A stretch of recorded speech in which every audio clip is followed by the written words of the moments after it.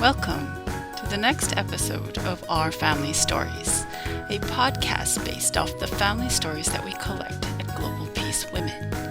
This episode, we will be talking about the village family. We hope you enjoy. The second theme, is, I think, something that many of us have thought of often, right? It's not like everyone has access to a family that can provide all the emotional, physical, spiritual, even character raising needs. But then, does that mean these people are shortchanged? Does it mean they're destined to, a lack? It reminded me of a story of a conversation I had with one of my teachers. When he introduced this, one of the students asked, so what happens, because they have circles of care. One of the closest circle is the family. And the student asked, so what happens if this closest circle, the family, is broken? What happens to that child? And the teacher said, well, actually, it's a couple factors that I've seen in my work. One is human resilience. Somehow, there's something inside every person that helps them overcome adversity or lack. The other one is, even if they don't have that circle per se, they have people who can come in and fill the needs that need to be provided for in that circle. They have a good role model from maybe an extended family, an uncle, or a teacher, or a community leader who reaches out and feels that need. So when I knew you asked about it, I immediately thought of Colette and her work with Bob Woodson, but I also thought of this story, right? That somehow in our humanness, we feel connected as human beings, as some, I guess, to be cliche, but that we are a family connected somehow, and that because of that, if we see someone or we're given an opportunity to love someone as family, then we most of the time we do it.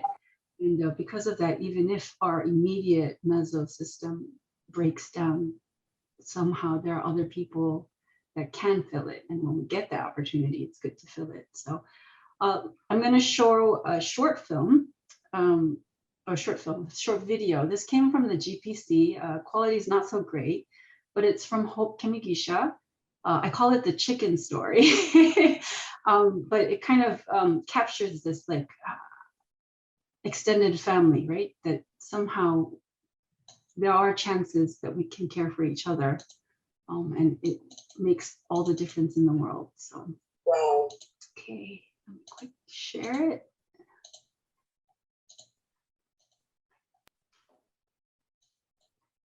Wow. I was in my house and there was someone at the gate. And when I went to check out who it was a parent of one of the youth that we had brought in like 5 years back in what we are doing in Uganda under Global Peace Women. And this gentleman came carrying chicken and he told me, my son had become a thief in the village. He was stealing and they almost burnt him alive. That is in Africa. But from the time he joined the work that you're doing, my son is now, everyone is asking me, where did you take your child? What happened to him? Because now he goes back and he's a role model in the community. So some of these things, you look at them, the transformation, and it is not different in Nepal. It's not different in the Philippines from what you're sharing. So I'm just so blessed that we are able to do this work and become pioneers. And I will just go back. I get emotional working with the youth. They are a band of joy.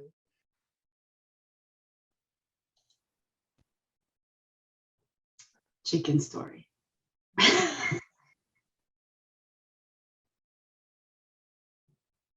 Any reactions or stories sparked? I wanted to just share because Uganda reminded me, but my husband David travels a lot with GPF, and at one point he met this young guy, probably in his late teens, but his parents both had died. They'd been killed in, I think, post-election violence. And he was teetering, this is Uganda, on the fence of gang members. And he had an aunt that asked him to live with her, but he wasn't at the stage, you know, he was a teenager and he didn't want to do that. But David kind of supported him, and then later supported him through school, which from you're sharing about Nepal, the education is everything. It can determine your future. And so it's taken very seriously. So he graduated, and we were in Uganda a while ago, and now he's this strapping guy. He's married to this beautiful woman. They have 3 kids, and he feels so bound to my husband that they asked us out in the countryside to dinner at their home. And it was a big, like a lot of Nepali families, the extended families live together. So it was a big family, but they invited the whole village. Well, we went through getting hugged by about 31 people before we could get to the house, literally just hugged. There was so much gratitude. And so that wasn't, my husband didn't fulfill every role, but got this person into a state where he knew which side of the fence he was going on. And then he did enter his aunt's family and that whole extended family. And that's the rest of the story. So it opened the door to have those supports, you know, and now you see his own children blossoming. It's amazing. So, yeah. Wow.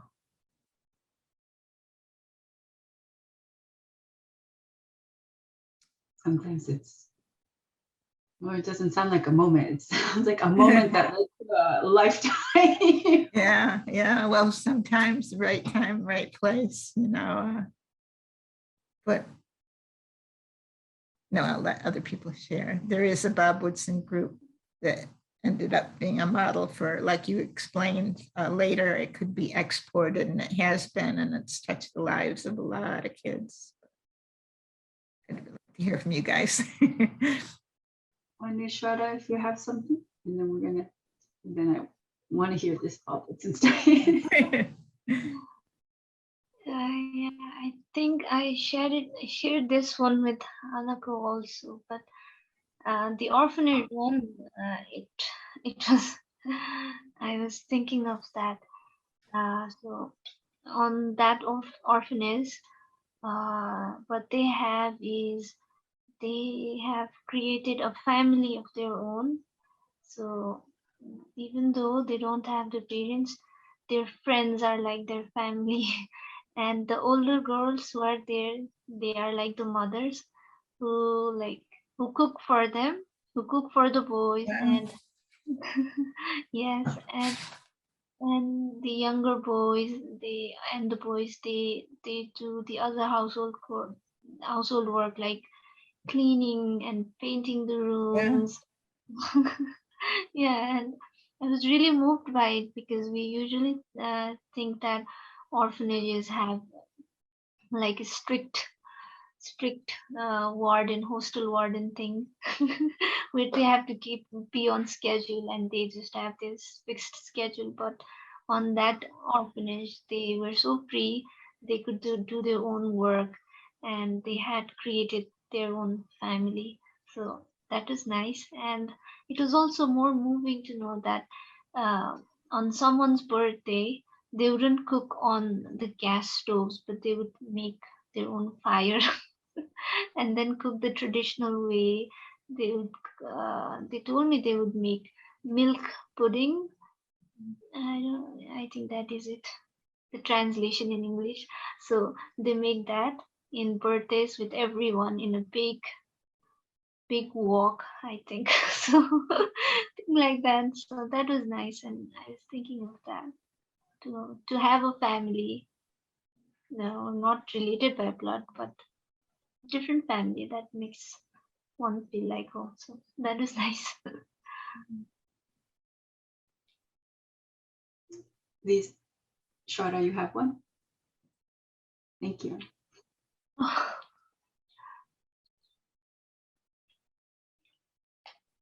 Was that a yes or no? Oh, I'm sorry. Actually, no, that was a no. I was just absorbing all the stories right now. When Colette and Anu were talking, it reminded me of my time in Korea. I was in middle school. So my family is very Japanese, and in Japan it's very my business is my business, and please, even if I look like I'm having trouble, don't bother me. It's kind of Japan. Everyone's very private about issues. So then going to Korea, it was this like having that ripped off of me. I was in the train on, was it the subway? And this old Korean grandma comes up to me and starts lecturing me on my dress, or like how I was dressed. You're a student, you should be dressed better. You know, you're the future of this country. What do you think you're doing? And from my Japanese background, I'm like, what is this lady? I don't know you. You have no right to be telling me what to. I guess that's also my Americanness, right? You have no right to tell me what I'm supposed to be doing. That's my business. And then, but then as she kept talking to me, something switched in me. I was like, oh wait, I don't know when this, either it was me talking to another Korean, or at that moment I realized, wait, here everyone is family. All the elders are in all the younger's business because they care. And they're gonna lecture anyone they think needs a lecturing. Fast forward in 2019, I was in Korea with my children, and one of them had like a runny nose, and this middle-aged lady comes up with a napkin and starts wiping her nose. And I was like, oh wow, this is weird but refreshing. Everyone is kind of, there's no boundaries of whose family is whose family. Everyone is family. It was weird but but good. And I think if there was more of that, it would be nice. So anyway, just some Korea memories rose up when Anu and Colette were talking about. And you reminded me of Teachable Moments. Now I just need people so much, and now I can go with a mask to our local coffee, and I do a lot of writing there. And about a day ago, I was coming out, and it's in the middle of town, and this woman was carrying all this stuff, and she had this little girl, little kind of upper end toddler, maybe about 3 years old, but her shoe lace was untied. I could see it. And then her mother noticed, and she goes, oh, your lace, be careful. But it was flopping, and her mother couldn't tie it or anything, and she was too little. And I said, well, I yelled up, they were way ahead. Do you want me to tie her shoe? And she said, that would be so nice, So I went and I kneeled down, and and when I go to kneel, people, I think my white hair, everybody go, whoa, is she falling, but I tied it for her. And then it was a teachable moment for this little toddler, because the mother said, oh, that was so nice. The lady did that. She goes, now look at the lady in the face and say, thank you. She made her have eye contact and face contact with me. She was teaching her, how to express gratitude. And it stayed with me. It was a day or two ago, and it's very vivid. So I gained from that too. I might have tied a shoe, but I gained a lot in heart and seeing that relationship too. Right, we learn these, I don't want to say social norm, but these etiquettes, right? When we have more interaction with our larger family. I think sometimes in my nuclear family, we're very rude to each other because we're familiar with each other. But then when we have more opportunities with different people, we kind of reaffirm what are some of the etiquettes that help build relationships that convey gratitude and love and care. But I do a lot of Zooms, and I do a couple, they're kind of meditation groups at night, and we have talks and stuff. And, and some talk about Buddhist values of compassion, and benefiting all people from your actions and stuff.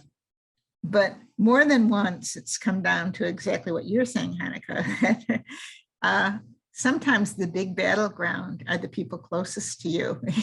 It's a lot easier to express things and give things kind of on that level where you're not known so well, but you have habitual reactions and responses to the people you live with. And it takes a lot to see beyond who you think that person is, to really open up and see what they're really saying and what they're really feeling. That's where the rubber hits the road sometimes, when it's closest to home, I think. So, yeah. We can close out with a Woodson story. Go ahead. Oh, okay. This is the Bob Woodson Group. This is a place, and I might have told you about it. It's a public house project in DC where people were like fighting these two gangs. They called them crews, the Circle and the Avenue, and they were literally killing each other. I mean, the Washington Post wrote an article before an intervention happened, and it looked hopeless. These kids looked like they had no heart. In a 5-block area, 53 people were killed in 3 years.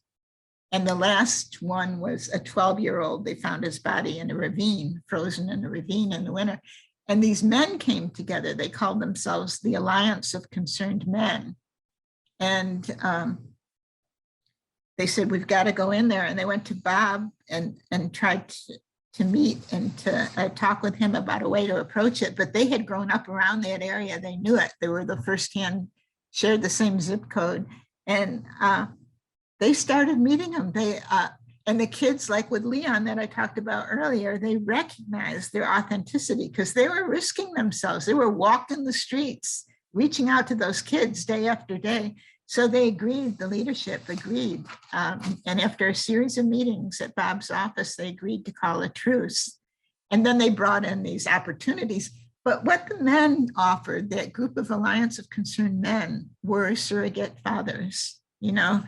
They were there, they were dedicated by heart, they weren't getting paid. And they had a sense about what the kids were thinking and feeling, and they knew street language and customs, and they could go beyond that. But these kids completely turned around later when they had opportunities for community uplift jobs. They took them landscaping through the Department of Housing and Urban Development, and graffiti removal, spraying off the graffiti that they had put on there. And that was more than 20 years ago.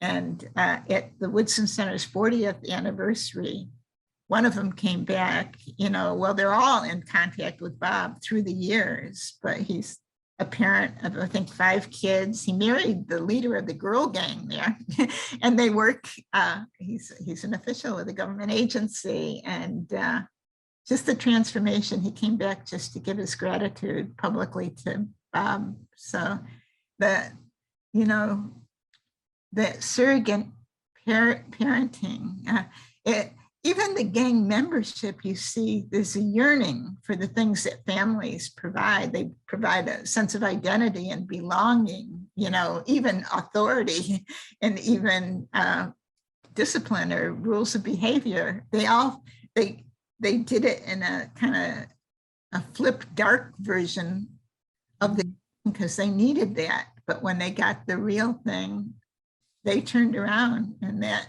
model of working within the community through a community organization has been transplanted in 5 different cities and schools. Most violent schools have had turnarounds, and it's just incredible what was happening there. So just wanted to share that. Earlier last week, I met with Kenya, and they're talking about post-election violence and their worry about it.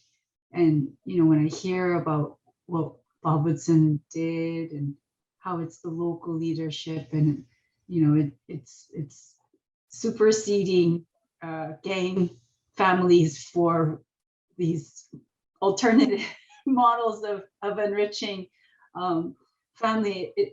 it sounds so similar to what, you know, they talk about in Kenya and what they've talked about in Nigeria, the need for belonging, but that sometimes that belonging space is a violent one, a very divisive one. But if there's a way to empower the local leadership to provide enriching parent support or parent models, how effective that would be is what it sounds like. And I think that's a lot of what the work that they're trying to do, but I think it takes long-term commitment, right? Because they have to see the authenticity there.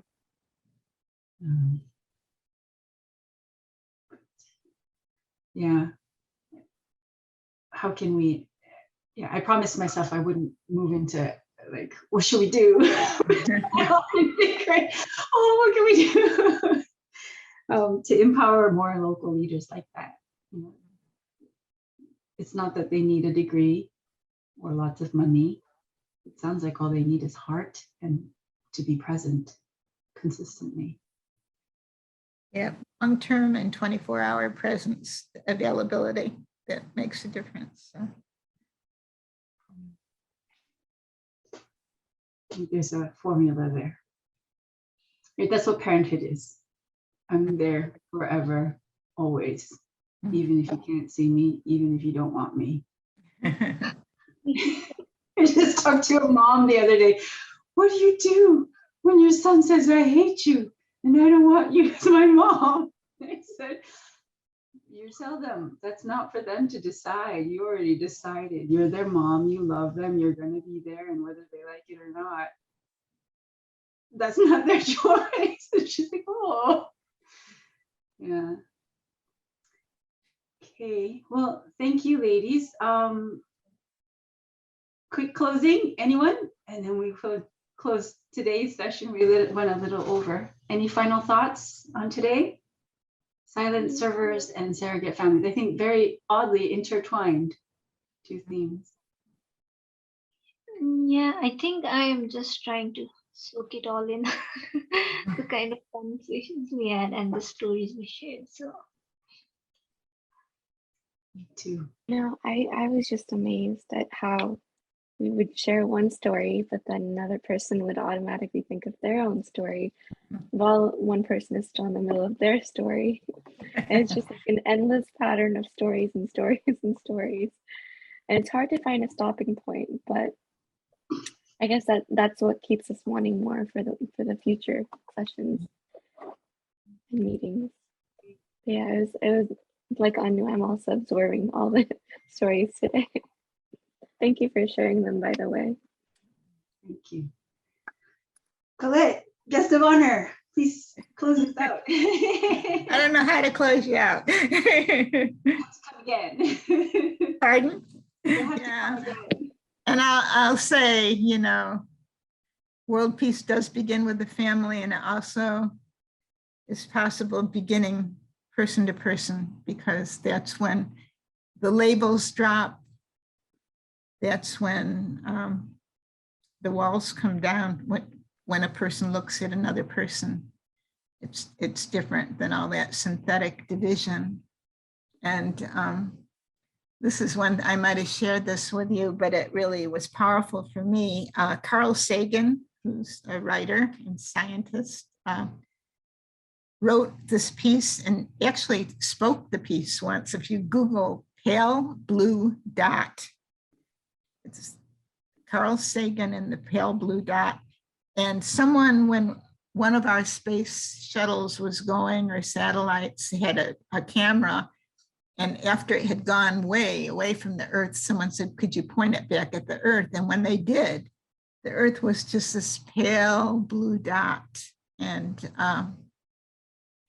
he just spoke about how delicate, how vulnerable, how we're all together.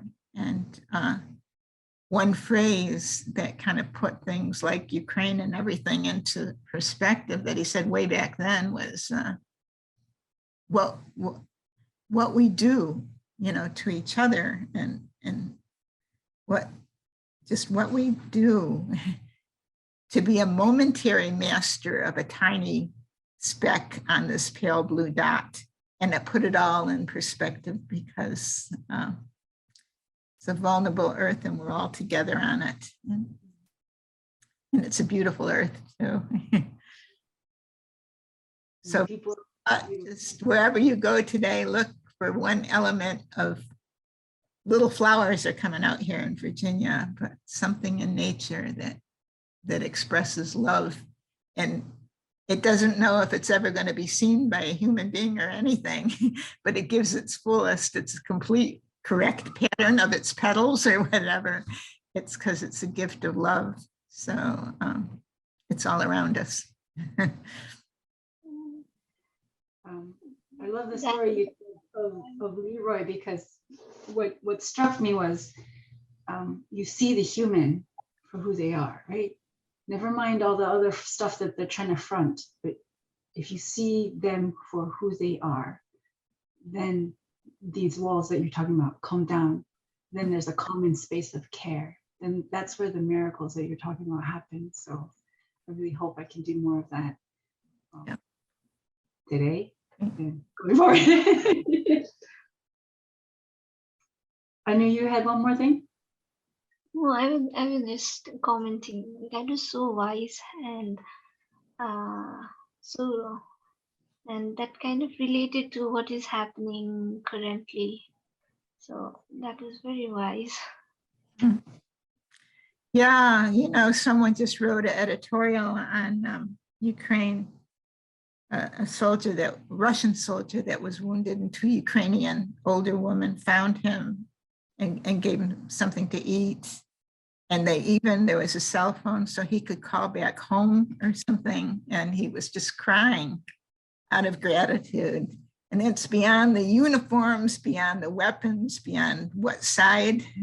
It's just human to human heart. So, yeah. Yeah, I think I'll just share one little thing. I think Gail shared a similar story. She, in the convention, I think she shared that at the very core, we're all humans, and then that despite all the differences, that a mother crying for her son is the same, no matter which country, something like that. And this one also, like, no matter if they are Ukrainian or Russian, they found that in them to be human, and that was a really heartwarming video. I also saw that. I think she offered him some tea, right? I think so. That was really heart-touching video. And then he was also crying, and the mother was on the phone. Probably crying too. So I think we could go on forever. So I think we'll have to do this again. I'm so grateful for this time together. And I think there's something here about storytelling where we do connect past other things and touch heart to heart, and bring other people's stories of heart to heart. So let's keep doing this. And thank you so much. Thank you for joining us for this episode. Make sure to subscribe and tune in next time.